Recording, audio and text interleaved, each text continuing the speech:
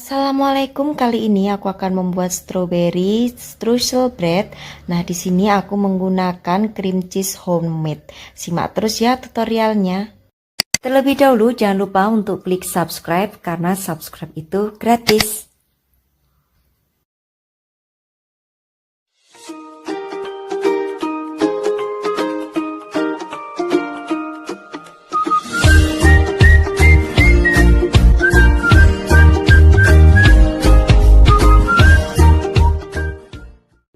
Bahan dan takaran sudah aku tulis lengkap. Nah, di sini kalian boleh membeli cream cheese instan, tapi di sini aku akan memberikan resep dengan menggunakan cream cheese homemade.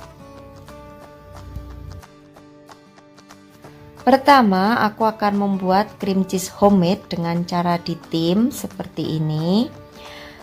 Nah, lalu masukkan keju parut. Tambahkan juga susu UHT. Biarkan hingga kejunya larut terlebih dahulu. Setelah larut, lalu kentalkan dengan menggunakan larutan maizena yang sudah diberi air sedikit. Masak hingga mengental, lalu dinginkan.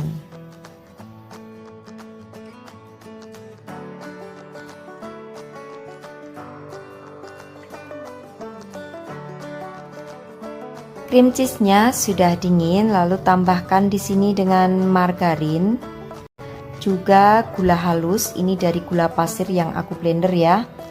Campur semua. Setelah dicampur semua, masukkan ke dalam piping bag supaya nanti mudah saat kita menyemprotkan ke roti.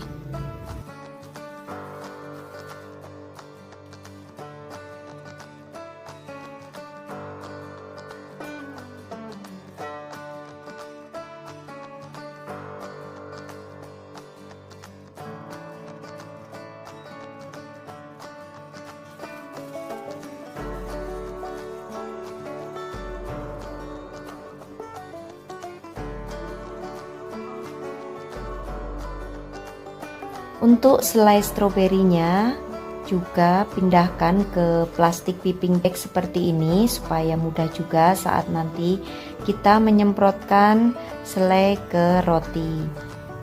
Lalu sisihkan terlebih dahulu. Sekarang aku akan siapkan bahan untuk crumble-nya. Di sini ada tepung terigu, margarin, gula halus dan susu bubuk. Semuanya campur menjadi satu. Lalu aduk hingga menjadi berbulir-bulir. Mengaduknya dengan menggunakan whisk aja. Setelah menjadi berbulir-bulir, sisihkan terlebih dahulu.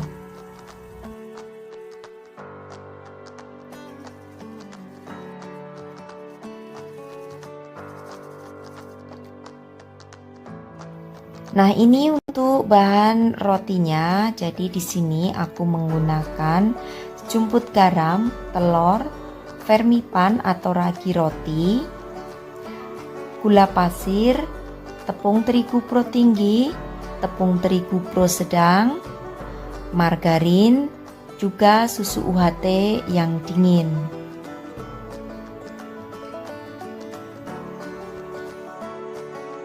Campur tepung terigu, gula pasir serta vermipan. Di sini aku tidak ulen dengan menggunakan tangan, tapi menggunakan mixer. Pakai yang spiral untuk mixernya ya. Lalu juga tambahkan telur, susu UHT-nya masukkan sedikit demi sedikit. Mixer hingga semuanya tercampur atau kalis ya.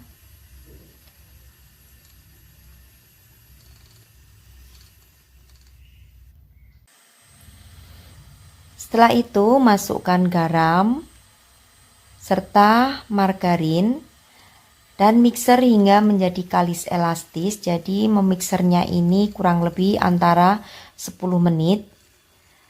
Setelah semuanya menjadi kalis elastis, dan juga lentur untuk adonannya. Lalu diamkan selama 1 jam hingga adonan menjadi mengembang.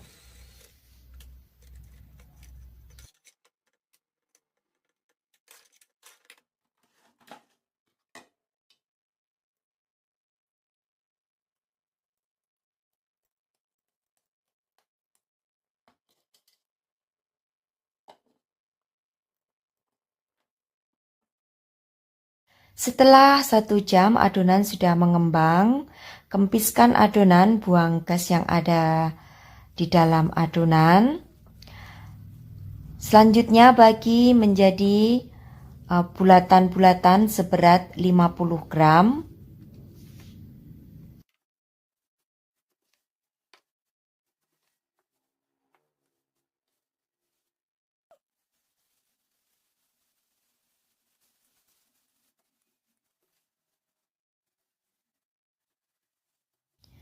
Setelah semuanya terbagi menjadi bulatan 50 gram, diamkan terlebih dahulu selama 10 menit dengan ditutup serbet.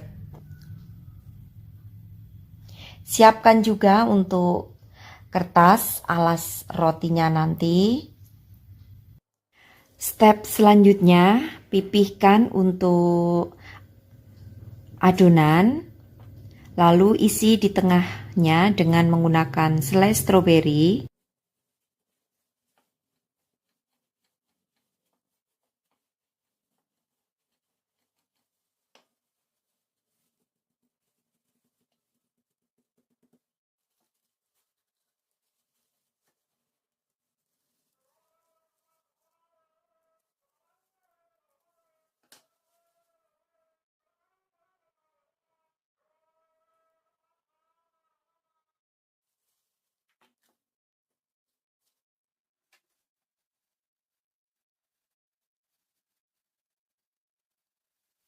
Lalu letakkan ke kertas roti atau cup seperti ini. Lakukan hingga semuanya selesai.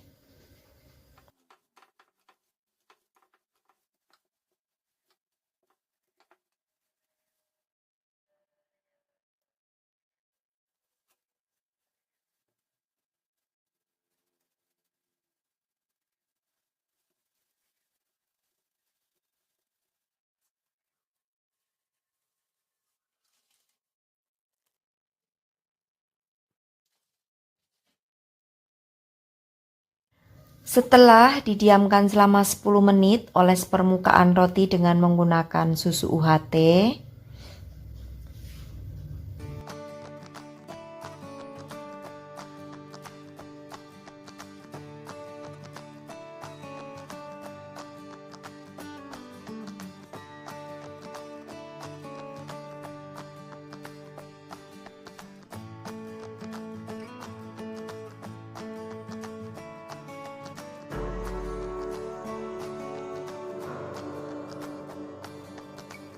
Selanjutnya semprotkan selai stroberi.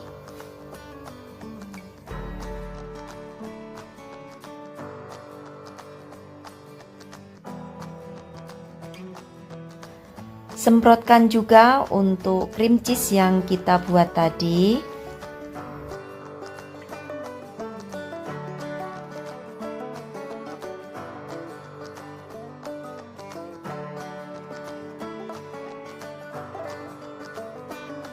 Lalu juga taburi dengan crumble yang tadi kita buat di bagian atasnya.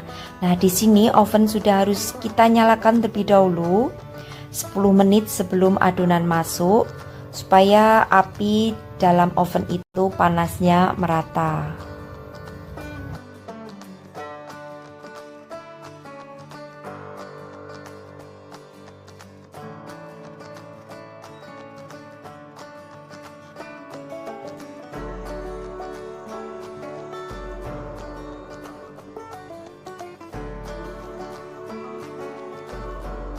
Oven dengan menggunakan api atas dan bawah suhu 170 derajat, waktunya 25 menit.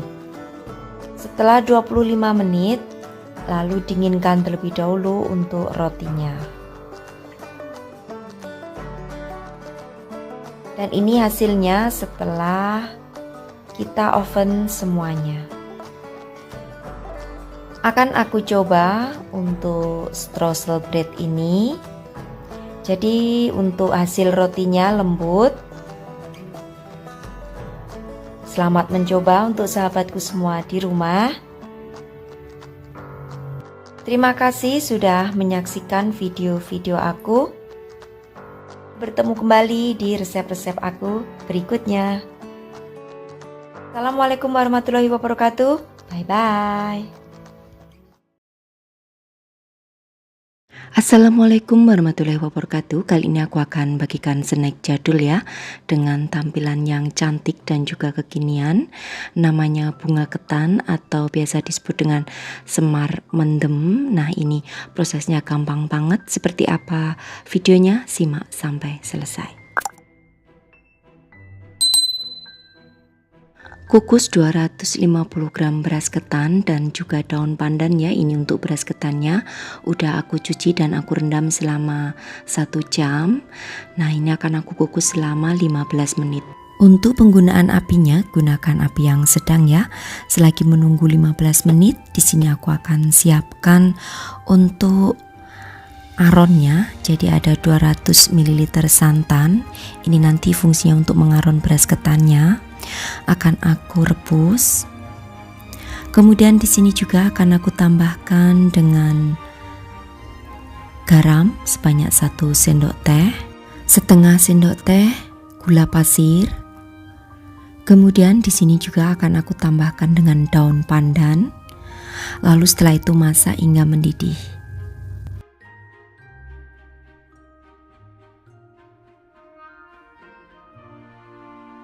Nah, setelah beras ketannya dikukus selama 15 menit, lalu akan aku aron dengan santan yang panas tadi. Masukkan semuanya ya. Kemudian akan aku aduk hingga tercampur rata.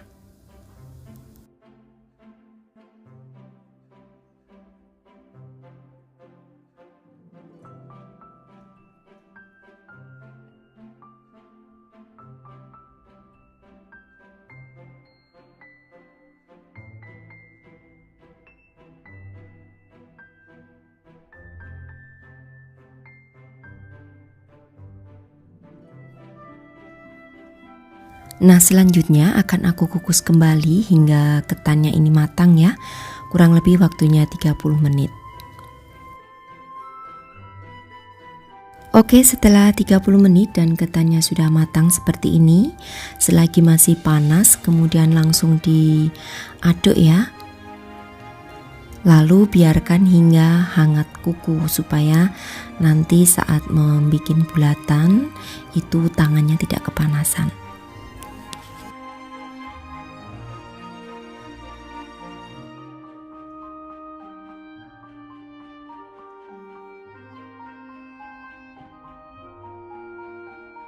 Di sini juga siapkan abon sapi ya secukupnya. Nah, setelah ketannya ini sudah hangat, kemudian ambil kurang lebih beratnya 40 gram. Bikin bulatan, lalu di bagian tengahnya akan aku isi dengan abon sapi. Nah, di sini untuk abon sapinya boleh menggunakan abon ayam.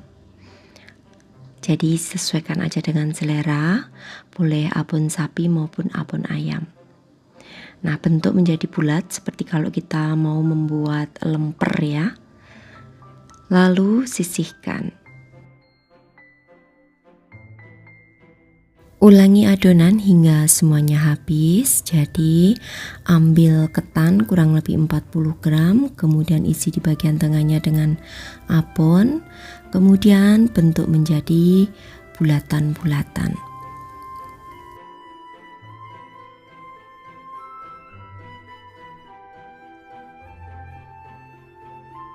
Nah, ini ya sudah menjadi 14 bulatan. Kita sisihkan terlebih dahulu.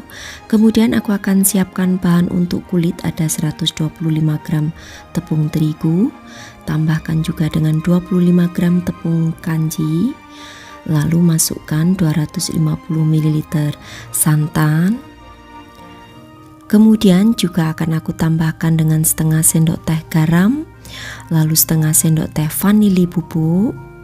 Kemudian juga akan aku tambahkan dengan 2 butir telur. Lalu aduk hingga tercampur. Supaya adonannya berwarna kuning cantik, di sini aku tambahkan dengan pewarna kuning. Nah, setelah tercampur rata, kemudian akan aku tambahkan dengan minyak sayur ya, sebanyak 1 sendok makan. Aduk kembali, lalu setelah itu akan aku saring supaya adonannya itu tidak ada yang bergumpal.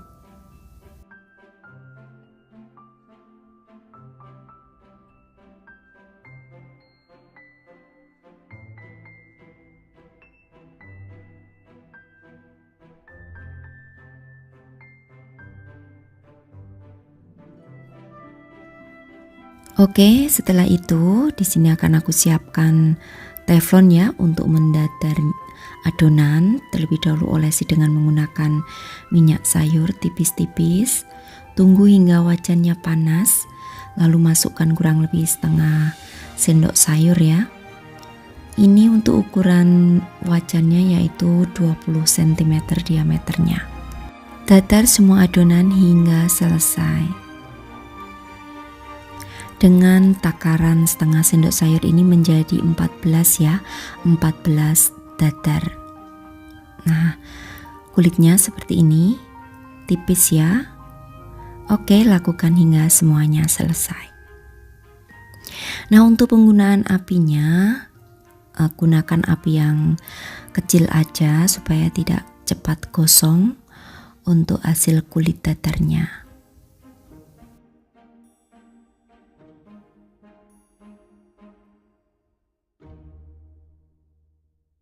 Proses selanjutnya yaitu ambil untuk kulit dadar tadi dan juga siapkan cup mika.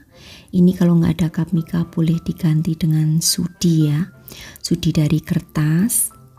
Nah, kemudian ambil untuk bulatan ketan, letakkan di tengahnya seperti ini, kemudian kerat ya kulit dadarnya menjadi 4.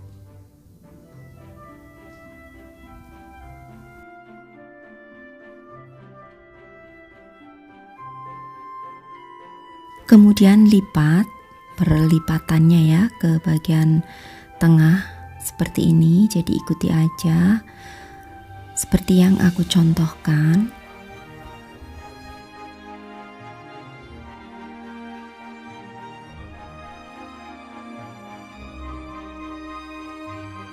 Nah, kalau sudah dilipat seperti ini, masukkan ke dalam cup mika atau bisa juga ke dalam kertas sudi. Apa ya bahasa Indonesianya kertas sudi? Nah, selanjutnya ini akan aku ulang ya hingga adonannya habis. Jadi letakkan kulit dadarnya, kemudian letakkan juga untuk ketannya di bagian tengah. Kemudian kerat menjadi 4. Nah, mengeratnya di sini jangan putus.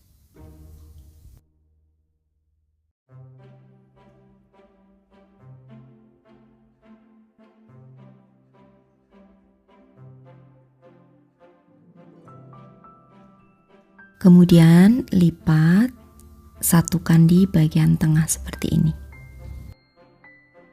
Biasanya untuk membuat semar mendem itu dibungkusnya itu menyerupai dadar gulung itu ya. Jadi ketannya itu dibungkus semuanya, dibentuk menjadi persegi.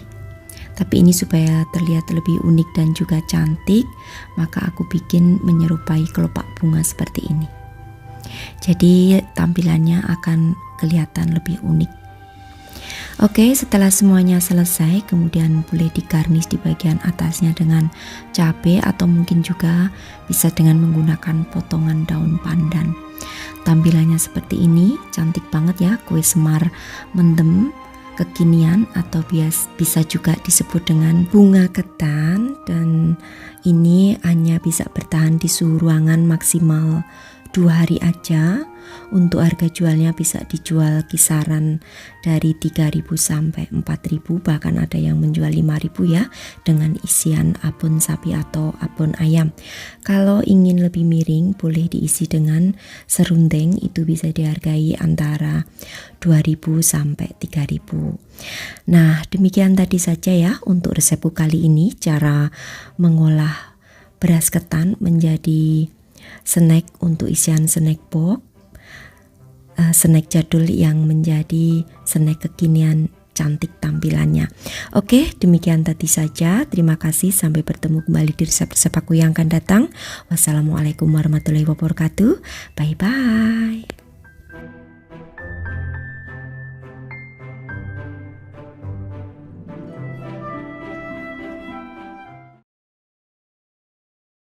Assalamualaikum warahmatullahi wabarakatuh. Kali ini aku akan membuat ide jualan lagi ya, yang bikin ketagihan, karena dengan jualan ini pasti akan banyak orderan karena bentuk dan warnanya cantik, yaitu milky pudding. Seperti apa proses pembuatannya? Simak videonya sampai selesai.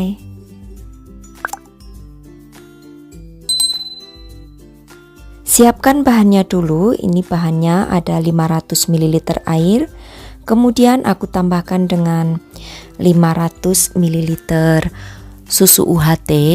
Jadi dicampur aja jadi satu ya. Kalau kalian mau susu UHT semuanya sebanyak 1 liter juga boleh.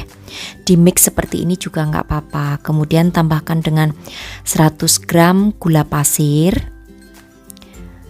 Lalu tambahkan dengan 50 gram susu kental manis atau SKM ya. Nah, ini nggak mau rugi, jadi yang nempel-nempel tetap harus dilarutkan. Biasa ya ibu-ibu ya, kalau ada sisa sedikit aja harus dihabiskan sampai bersih. Nah, ini sama aja ini untuk SKM yang nempel di dinding loyang harus sampai bersih. Nah, kemudian tambahkan dengan 1/4 sendok garam, 1/4 sendok teh ya. Kemudian aku tambahkan dengan bubuk agar-agar, pilih yang tanpa warna, sebanyak 1 sendok makan aja.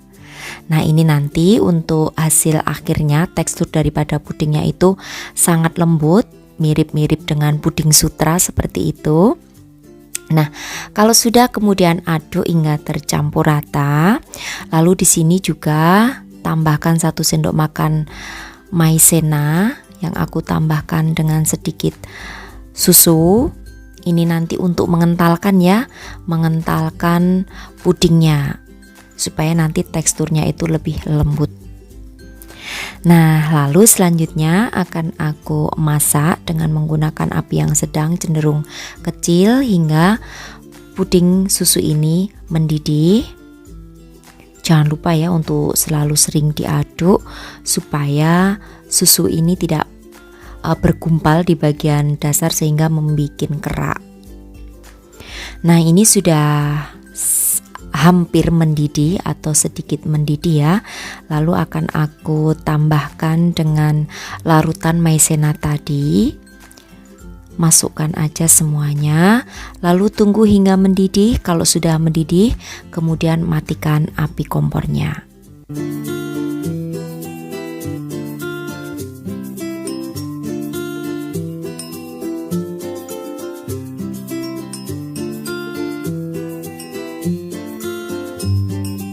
Selanjutnya tunggu hingga uap panasnya menghilang, lalu bagi menjadi 5 mangkuk yang masing-masing mangkuk itu isinya 200 ml puding susu seperti ini.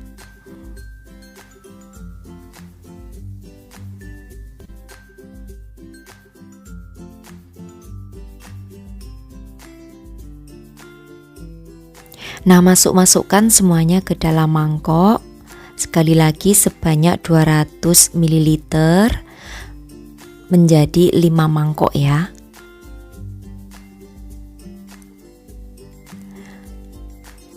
Oke, nah kalau sudah semuanya dituang ke dalam mangkok seperti ini, lalu akan aku tambahkan dengan perisa.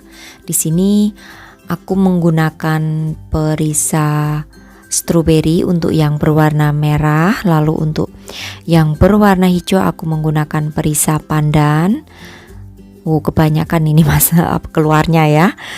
Lalu untuk yang lainnya itu boleh menggunakan perisa semua atau pewarna makanan. Kalau yang ungu boleh menggunakan perisa taro, untuk yang kuning boleh menggunakan perisa nanas, dan untuk yang hijau biru boleh menggunakan perisa bubble gum itu ya. Atau mungkin kalau nggak ada perisa, silakan diberi pewarna makanan aja juga sudah enak. Nah, kalau sudah seperti ini semuanya sudah diaduk merata ya untuk pewarnanya, lalu aku akan siapkan cetakan agar-agar cup seperti ini. Ini untuk 100 ml air ya, isi cupnya. Nah, ini akan aku isi sebanyak 2 sendok sayur, jadi masing-masing untuk satu mangkok ini menjadi 3 cup. Nanti total untuk semuanya itu satu resep yang aku bagikan ini menjadi 15 cup. Nah, untung banget ya. Dan juga modal awalnya pun juga hanya sedikit, karena untuk 1 sendok makan bubuk agar-agar itu perbandingannya untuk 1 liter air. Nah, supaya lebih irit boleh dimix ya seperti aku tadi, untuk airnya 500 ml dan susu UHT-nya sebanyak 500 ml. Tapi kalau mau menggunakan susu UHT semuanya sebanyak 1 liter juga boleh. Nah, lakukan hingga semuanya terisi ya untuk cup-cupnya. Nah, kalau semuanya nanti sudah terisi dengan puding susu, kemudian biarkan hingga dingin. Baru nanti setelah dingin kita ke proses selanjutnya. Boleh kok disimpan di dalam kulkas. Nah, untuk puding ini bisa bertahan 3 harian ya. Bisa awet di suhu ruangan 3 hari. Kalau di dalam kulkas bisa sampai 5 hari sampai 1 minggu. Asalkan kalau menyimpan di dalam kulkas itu harus tertutup ya, supaya tidak terkontaminasi langsung dengan suhu di dalam lemari pendingin. Jadi harus ditutup saat menyimpan di dalam kulkas kalau mau disimpan sampai 5 hari. Nah, lakukan semuanya hingga selesai terlebih dahulu.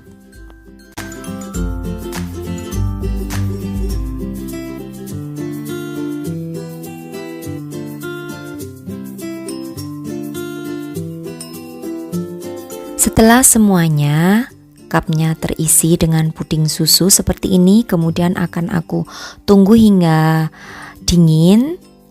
Ini aku sudah dingin ya, sudah aku simpan di kulkas kurang lebih tadi 1 jam. Nah, untuk garnish di atasnya supaya lebih cantik, ini akan aku beri bola-bola coklat warna-warni, atau boleh sesuai dengan selera aja untuk hiasannya di atasnya. Tapi kalau menggunakan coklat warna-warni seperti ini tentunya akan lebih menarik sesuai dengan warna-warna puding yang dibuat ya. Nah, kalau sudah seperti ini tinggal ditutup, dan kalau sudah ditutup siap untuk dijual. Untuk menutupnya itu kalau sudah dingin ya, jangan selagi masih panas supaya tidak berembun nanti ditutupnya. Cantik banget ya untuk tampilannya. Untuk harga jualnya sendiri di sini bisa dijual harga 2.000 sampai 2.500, 3.000 pun juga bisa sebenarnya. Jadi silakan aja tentukan sendiri ya dari budget yang dikeluarkan.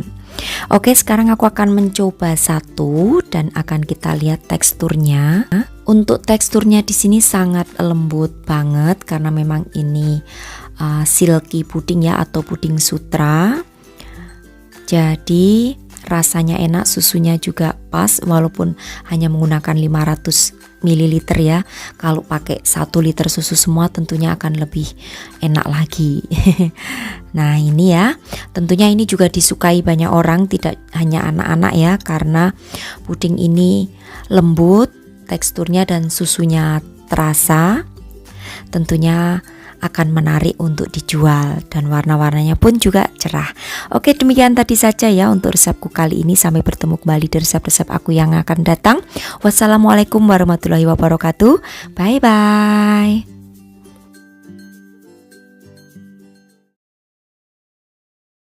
Assalamualaikum warahmatullahi wabarakatuh. Kali ini aku akan bagikan ide jualan snack box 1000-an aja. Ini cara buatnya gampang banget dan juga bahannya pun mudah, namanya hongkwe susu ya. Bagaimana proses pembuatan juga bahan-bahannya? Simak video sampai selesai.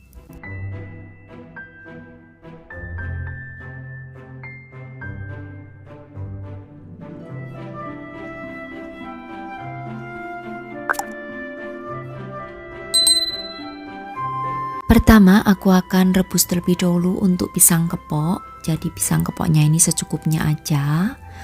Tunggu hingga pisangnya empuk ya atau matang, kurang lebih 15-an menit. Lalu angkat dan tunggu hingga dingin terlebih dahulu. Nah, selagi menunggu pisangnya dingin, di sini aku akan siapkan untuk bahan yang lain. Jadi ada 700 ml susu cair, kebetulan aku menggunakan susu UHT ya. Kemudian di sini tambahkan dengan gula pasir. Untuk gula pasirnya ini sebanyak 120 gram atau 6 sendok makan. Atau sesuai selera ya, kalau yang suka lebih manis boleh ditambahkan. Kemudian tambahkan dengan 100 gram tepung hongkwe. Ini aku menggunakan yang berwarna pink.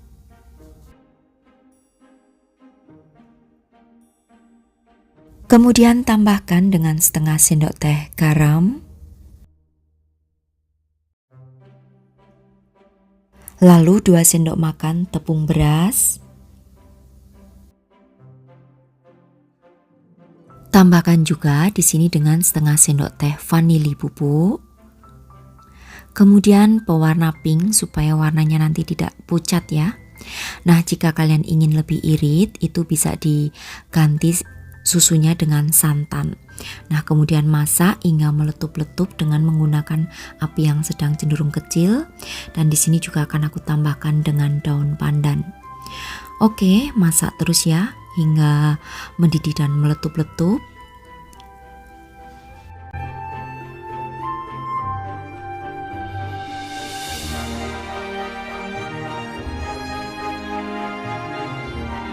Nah, jika sudah mendidih dan meletup-letup seperti ini, kemudian aku akan siapkan ya untuk pisang yang tadi sudah direbus. Ini untuk pisangnya akan aku potong-potong bulat.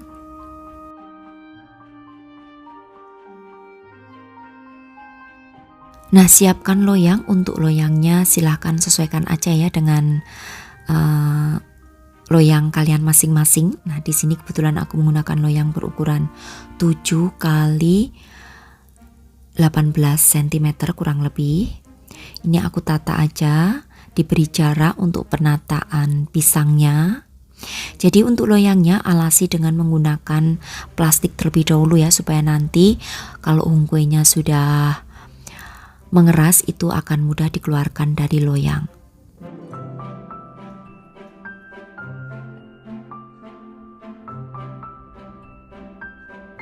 Nah, selagi masih panas untuk hongkwenya langsung dituang aja ke dalam loyang yang sudah diberikan pisang rebus tadi ya. Kurang lebih sampai setengah bagian dari loyang aja. Kemudian setelah itu tunggu hingga dingin. Di sini bisa disimpan di kulkas ya, kurang lebih 1 jaman supaya lebih cepat mengeras.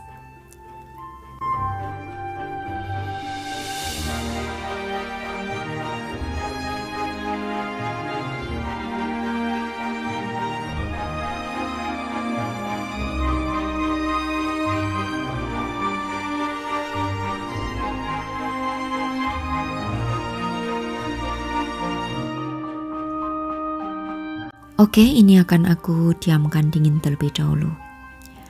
Dan setelah dingin, ini tadi aku simpan di kulkas kurang lebih 2 jam ya. Kemudian aku keluarkan dari loyangnya. Nah, jangan lupa untuk plastiknya dilepas terlebih dahulu. Selanjutnya akan aku potong-potong ya. potong-potong kotak. Untuk memotongnya, jika kalian menggunakan pisau, alasi pisau dengan menggunakan plastik supaya tidak nempel. Kalau menggunakan pemotong plastik seperti ini, tidak nempel ya, jadi lebih gampang aja.